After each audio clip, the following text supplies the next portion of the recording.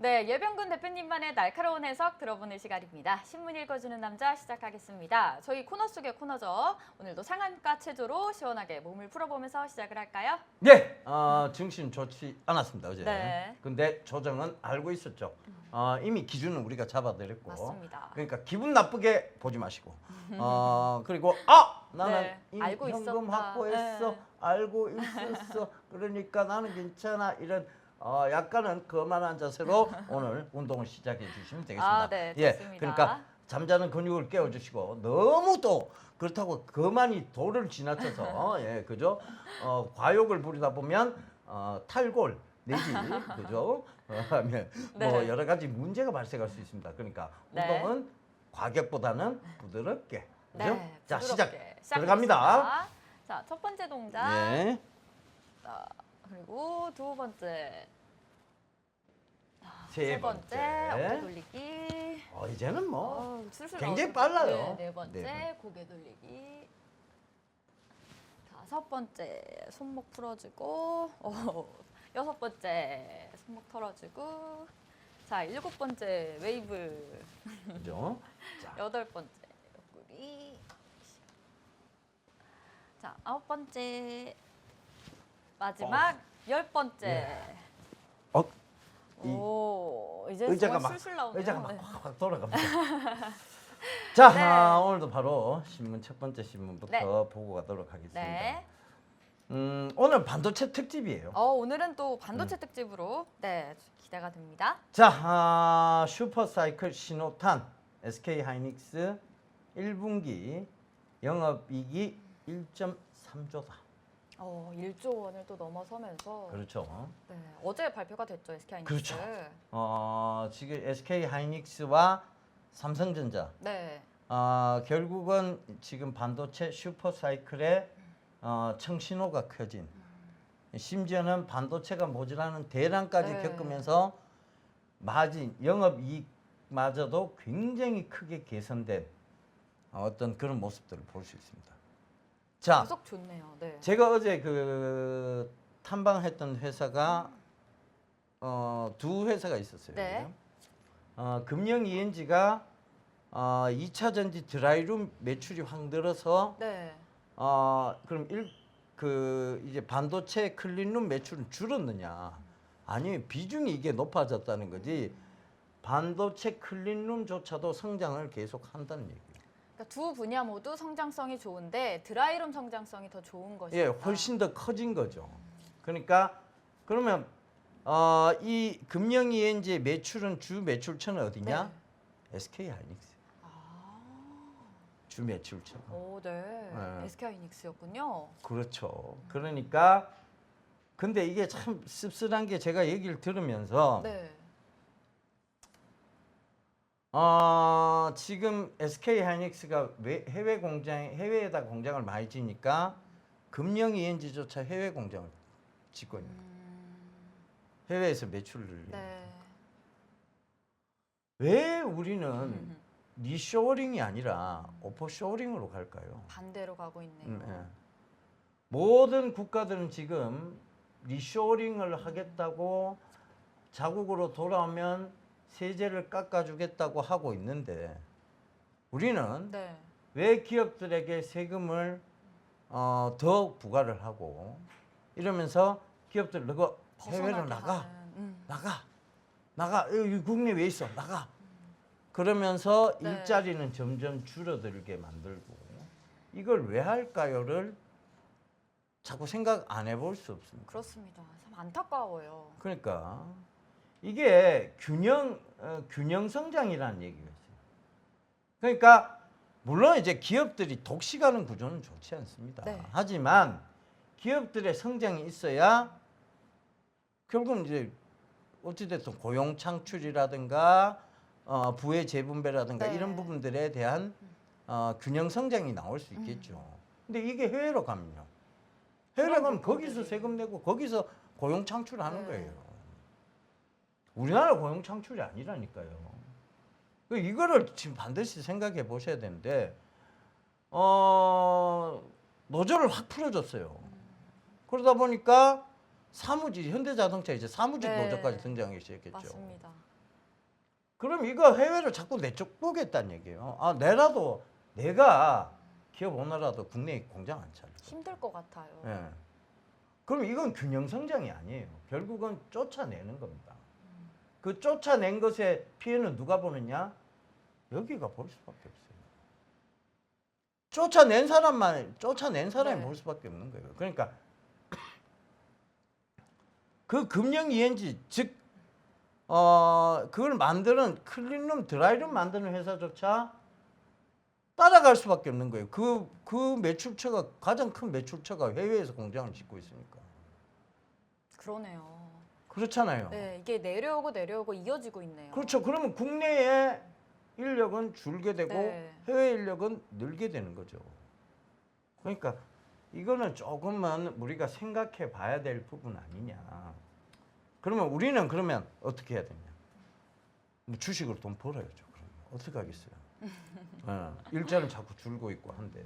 그러니까 그 관점에서 봐야 될 거고. 네. 그러기 위해서라도 우리가 끊임없는 확인을 해줘야 되겠죠. 그러니까 슈퍼 사이클은 맞아요. 근데 SK 하이닉스도 해외 공장 짓고 자꾸 이러면 네. 이 슈퍼 사이클의 수혜가 오히려 우리나라 쪽보다는 해외 쪽에 볼 가능성이 높아진다는 거죠. 그래서 리쇼어링이 좀 됐으면 좋겠고 어찌됐든 주식은 연결 재무제표상 잡힐 거니까 실적은 네. 어닝 서프라이즈는 계속 이어질 거니까 네. 투자의 관점은 계속 유지를 해야 된다. 그래서 그런 관점에서도 보시면 좋을 것 같아요. 아시겠죠? 네. 반도체 쪽 투자는 계속 유효하다. 그렇죠. 그리고 반도체 이거 웨이퍼 네. 뭐 우리가 인고시라고 부르는 웨이퍼하고 뭐 이런 것들이 네, 네. 어제 이제 방문한 회사 또 하나의 회사가 있었죠. 트루윈이라는 회사가 있어요. 이 트루윈을 제가 왜 가게 됐는지도 잠시 뒤에 또 설명드리겠습니다. 네, 네. 궁금하시죠? 네. 밀당하고 있는 거예요, 밀당. 여러분 계속 네. 채널 고정해 주셔야겠습니다. 예, 채널 고정해야죠. 네. 자, 맞습니다. 두 번째 바로 두 번째 만나볼까요? 기사 바로 넘어가도록 네. 하겠습니다. 자, 이 반도체 슈퍼 사이클에 오게 된 배경의 원인이에요. 자, 삼성이 첫 노트북 언팩 행사를 했습니다. 왜? 네. 코로나로 재택근무가 늘어나기 시작하니까 노트북 판매량이 달라진 거예요. 그동안 스마트폰 언팩은 들어봤는데 노트북 언팩은 정말 처음 들어봤어요. 그렇죠. 네.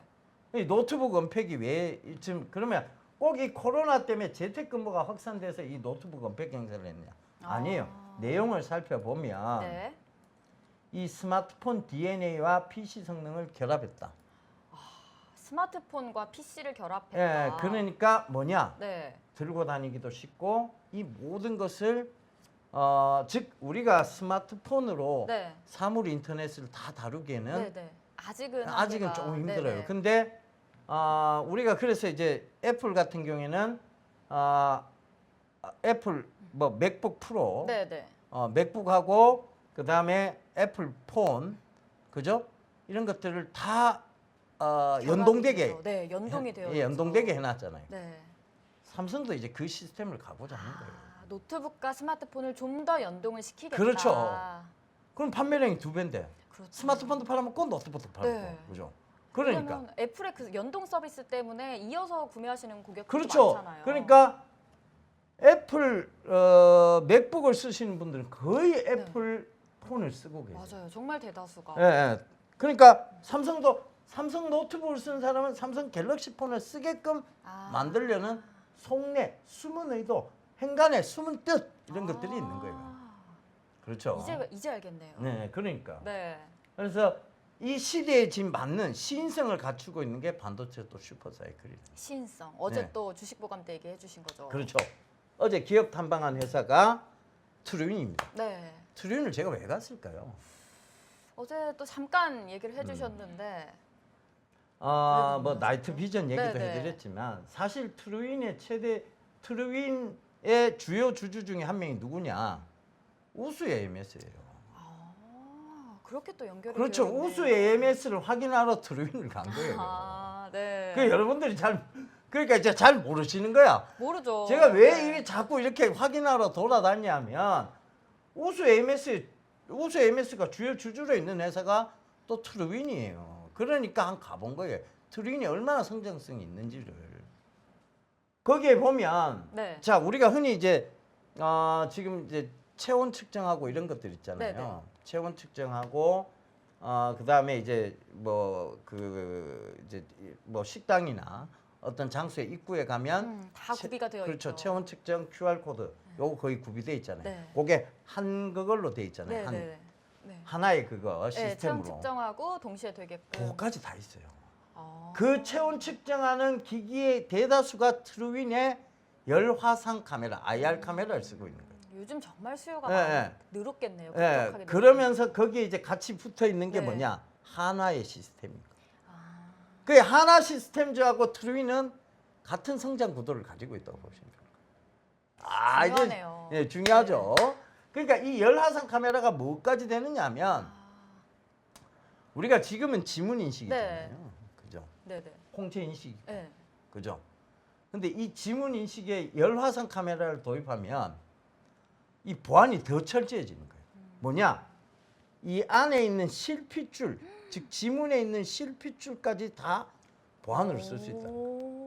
더 보안이 강력해지겠네요. 그렇죠. 그게 삼성에서 이제 최근에 이제 이 노트북이나 갤럭시 폰에 이제 지문 인식 단계를 도입을 넘어서서 더 나은 생체 인식으로 가겠다 하는 게 그런 부분이에요. 실핏줄까지. 예, 실핏줄까지. 그러니까 실핏줄까지 따라 네. 지문이야 사실. 네네. 영화에서 보면 손가락 잘라 갖고 딱 갖다 대거나, 네. 그죠? 손가락 잘라. 그러니까 손가락 자르면 온열이 될까요, 안 될까요? 안 되죠. 온도가 없을 거 아니에요. 네. 그러니까 인식이 안 되는 거예요. 아, 실핏줄은 온도가 생겨요.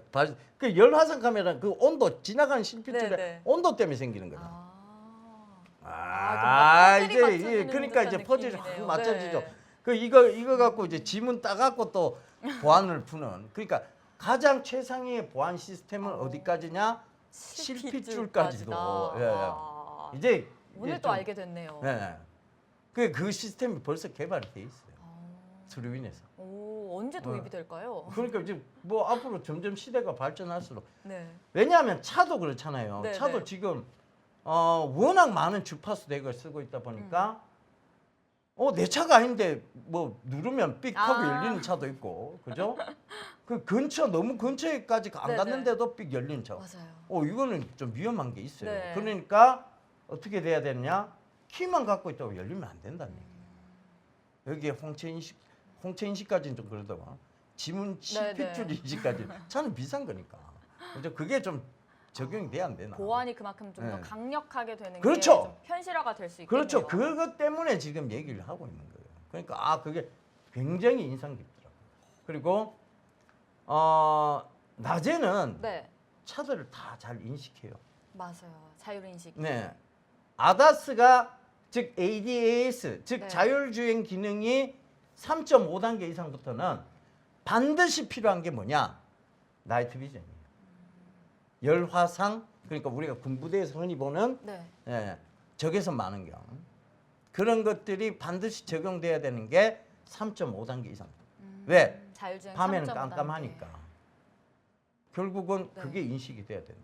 그것도 이제 꼭 필요한 시스템이 네. 되겠네요. 그러니까 지금 적용돼 있는 차가 벤츠 S 클래스, 마이바흐. 그거부터는 나이트 비전이 있어요. 기능이. 그다음에 얼마 안 되네요. 네, 얼마 안 돼요. 그다음에 또 하나 포르쉐 네. 파나메라급 이상. 그거부터는 나이트 비전이 있어요. 정말 뭐 얼마 안 되네요. 그렇죠. 그러니까 아직은 얼마 안 되는데 처음에 우리 이 스마트 버튼, 네. 스타트 버튼 시동 걸 이것도 때. 뭐 고급차밖에 적용이 안 됐었어요. 옛날에 BMW 7 시리즈, 벤츠 S 클래스밖에 적용이 안 되다가 점점 보급화된 대중화가 거잖아요. 됐네요. 그게 워낙 편리한 시스템이니까. 그러면 꼭 필요한 이 나이트 비전 시스템도 점점 내려오겠죠. 그렇습니다. 그러면 네. 트루윈의 매출은 좋아지겠죠. 특히 트루윈은 지금 KT나 SK 쪽에서도 많이 찾아오는 이유가 있어요. 왜 그럴까요? 뭔가 도입을 하려고 하는 것 같은데 그렇죠. 뭘까요? SK가 갖고 있는 보안 회사가 있죠. ADT 캡스. 그죠? KT 네네. 보안 회사 있죠. 보안 회사들이 보통 지금 오작동으로 굉장히 많이 사람들이 출동을 많이 하잖아요. 네. 근데 이 열화상이 적용되면 오작동 출동이 오작동을 없어지는 줄여주고. 거예요. 예. 이게 고양이가 넘어온 건지 사람이 넘어온 건지 그저 집만 훌쩍 넘어온 네. 건지 그게 다 감지가 된다는 거죠. 열화상 때문에. 그렇잖아요. 열화상이 활용되는 곳이 정말 무궁무진하네요. 그렇죠. 이제는 뭐 거의 생각보다. 뭐 거의 고양이의 온도와 사람의 온도가 다르니까. 네, 네. 그렇잖아요. 그러면 여러 가지 비용적인 측면이 또 줄어들겠죠. 그걸 가장 싸게 만들 수 있는 회사가 트루윈이었던 거예요. 왜냐면 설계부터 할 수가 있으니까. 그렇죠. 그러니까 그런 부분들 네. 참고를 해보셨으면 좋겠습니다. 자, 네. 반도체 슈퍼사이클은 올 수밖에 없어요. 자,